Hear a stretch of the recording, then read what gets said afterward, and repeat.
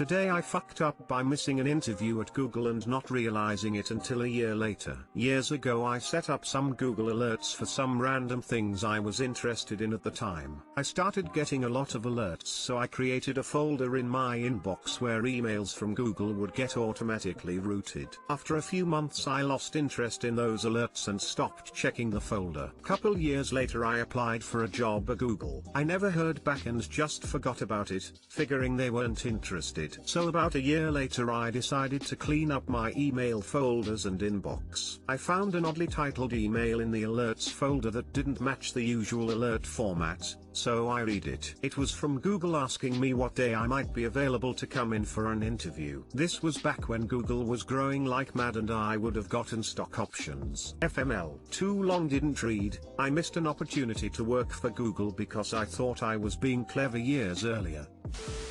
Damn, you fucked up. Yep, ironically because I was using one of Google's services. Respond like a mad lad asking if the position is still available. I actually did respond and explained the situation. Never heard back. Deleted the email routing rule and folder too so that I wouldn't miss the possible response again. Yeesh. What a difference that your life could have been like.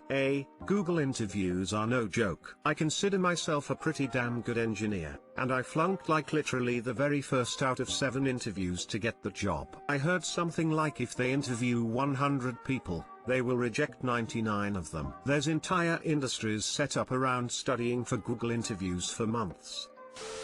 Respond to the email like it wasn't a year later. I mean, the worst that can happen is they don't invite you for an interview. Yeah, it's not like they asked what year you wanted to come in. In my case, the wife answered the phone. Someone said, "Hi, this is such and such from Google." My wife thought it was another Microsoft support type scam and almost hung up on them. Anyway, they were cool about it. I got through the pre-screening test, and to the day of interviews, but did not get the position. Enjoyed the process of the interviews. Today I fucked up by forcing my beef stick into my wife's mouth. This just happened this morning. My wife and I are both working from home due to COVID. My wife, a marketing manager, has 3 direct reports. We all get along quite well. We all meet out for drinks. We go to each other's houses for dinners. We've gone on vacations together. All a fun close work group. This morning my wife was sitting at the kitchen table having a Zoom meeting with one of her reports. They were talking and laughing, having a good time. I went to the fridge and got a beef stick for a snack. Looking to add to the work party my wife and her report/friend were having, I walked over to her and said, "Here, choke on my beef stick," and stuck it into her mouth as she was talking. I started laughing, and I expected laughing to come from the computer screen.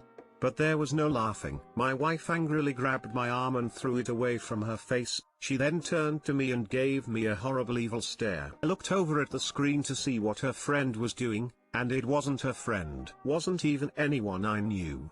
Had similar voices, and looked somewhat the same.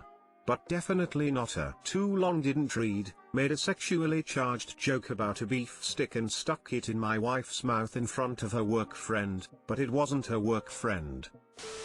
Then I posted about it on the internet. Keep digging that hole. At least I got a chuckle from it. It's been 20 years. That hole hit rock bottom a long time ago. Well, at least it wasn't your dick, you dick, lol. Genuinely thought that's what he meant by beef stick. My wife is also a marketing director and was on a Zoom pitching new business. I needed something out of the room which was in a dresser I thought was out of camera view. So, I dropped to the floor, army crawl past her computer, and reach up to open the drawer for the item I needed. Turns out, the dresser was in the shot, and right in the middle of her presentation, the other people on the call start snickering. Then my wife turns around and yells, "They can see your hand, just stand up and get what you need." Oops. Now this is a hilarious today I fucked up. I'm hoping they saw the army crawl. And that was the last beef stick near any part of your wife for a long while. I'm going to show this to my wife, because it makes every bad thing I've ever done look smaller.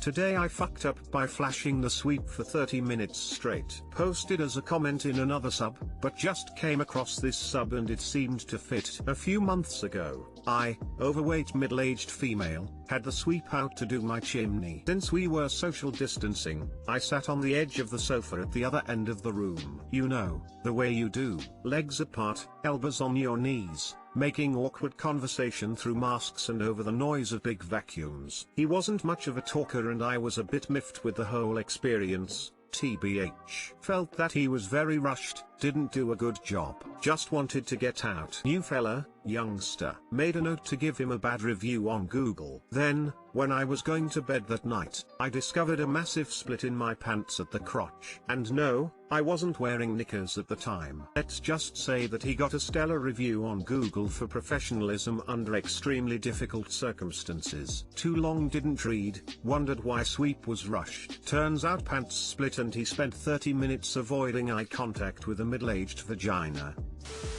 After 30 seconds or so, it's not really a flash, it's a glow.